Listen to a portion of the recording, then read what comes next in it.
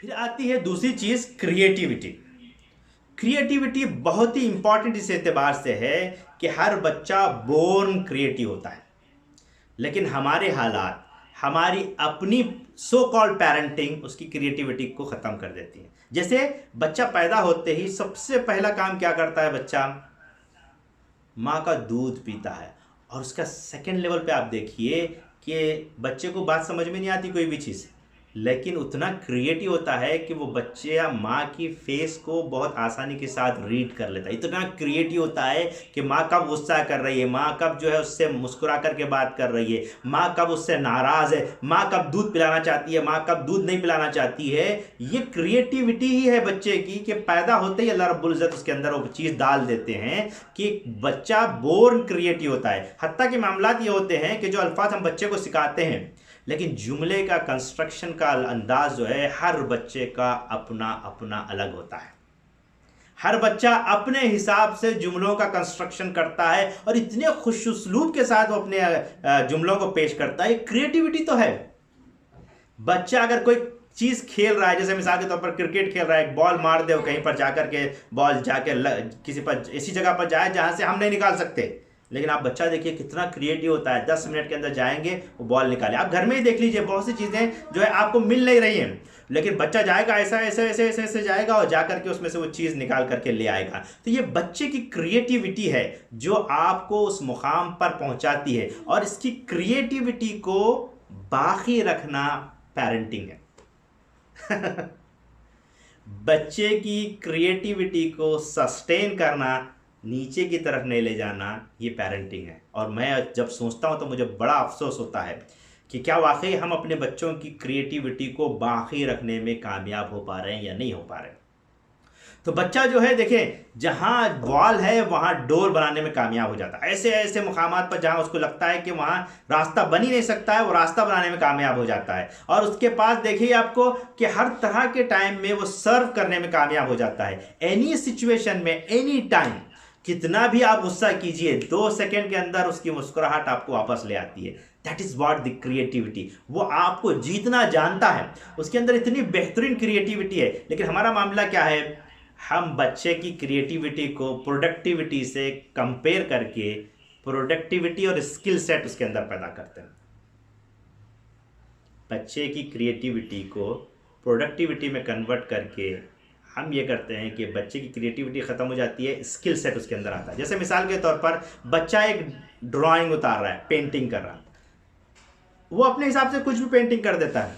उसको अगर आप गौर से देखें तो उसमें कुछ क्रिएटिविटी आपको नज़र आएगी। लेकिन हमारा मामला क्या होता है, हम उसको उठा करके वो दे देते हैं कि इसको ऐसे सेम टू सेम बनाना है। अब क्या हुआ, उसकी क्रिएटिविटी ख़त्म हो रही है और वो उसके अंदर स्किल आ रहे हैं, महारत आ रही है। महारत रिक्वायर्ड है, लेकिन एक सर्टेन एज के बाद रिक्वायर्ड है। उसकी क्रिएटिविटी को आप समझ जाएं और उसमें महारत पैदा करें तो ये बहुत अहम तरीन चीज़ होगा जिसे हमें करने की ज़रूरत है। मुझे भी, आप में से हर शख्स को भी इसकी बड़ी अहमियत है, इसको हमें समझने की ज़रूरत है।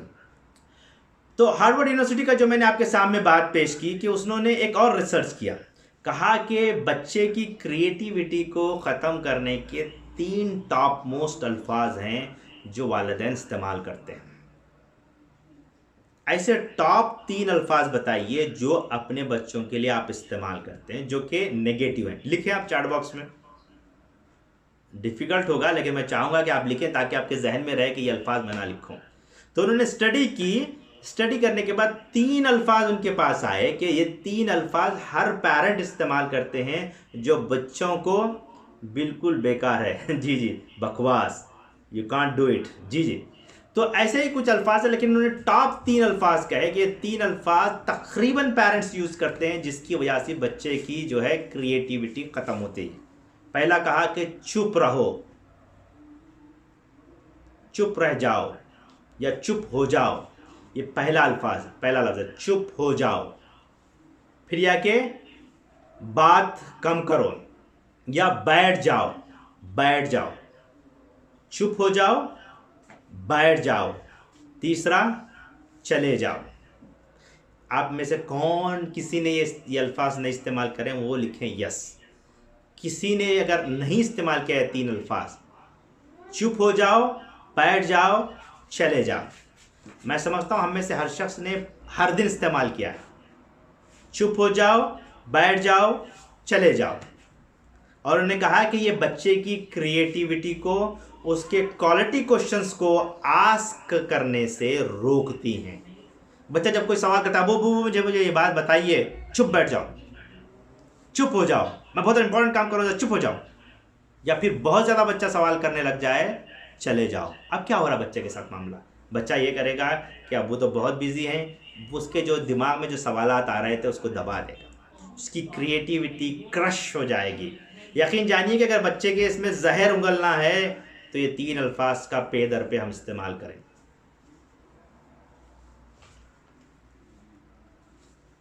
मैं जायज़ा लूँ तो ऐसा लगता है कि बारहा मैं इस्तेमाल करता हूँ, मुझे इसे कंट्रोल करना है। जब से मैं चीज़ सीख रहा हूँ, इसमें कुछ चीज़ें मैं कम करने की कोशिश कर रहा हूँ। मैं चाहूँगा कि आप अपना टारगेट बनाएं कि 3 अल्फाज आप अपनी डिक्शनरी से निकाल दीजिए, ताकि बच्चे के क्रिएटिव सवालात का, बच्चे के पोटेंशियल सवालात का, ये आप जहन में रखिए कि बेहतरीन सवालात ही बेहतरीन जवाबात का जो है लेवल सेट करते हैं। कि अगर आपका बच्चा क्वालिटी सवालात पेश करता है तो क्वालिटी जवाबात देने के आप लेवल पर आते हैं। तो इसके लिए बहुत इंपॉर्टेंट है कि हमारे अंदर वो कैफियत होनी चाहिए।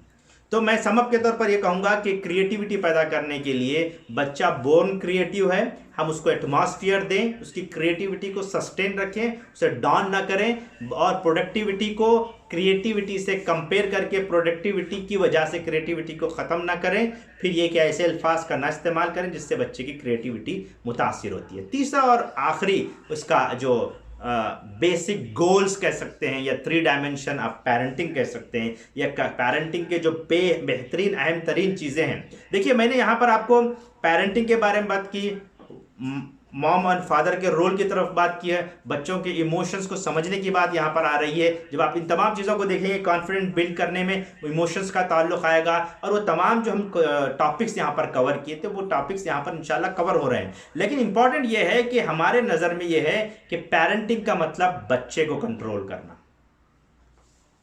बच्चे को चुप बिठाना, या बच्चे को अपने गुस्से की बुनियाद पर चलाना, बच्चा जैसा हम चाहते हैं वैसा करना। This is not parenting. जो हम समझते हैं वो करे बच्चा, वो पेरेंटिंग नहीं है।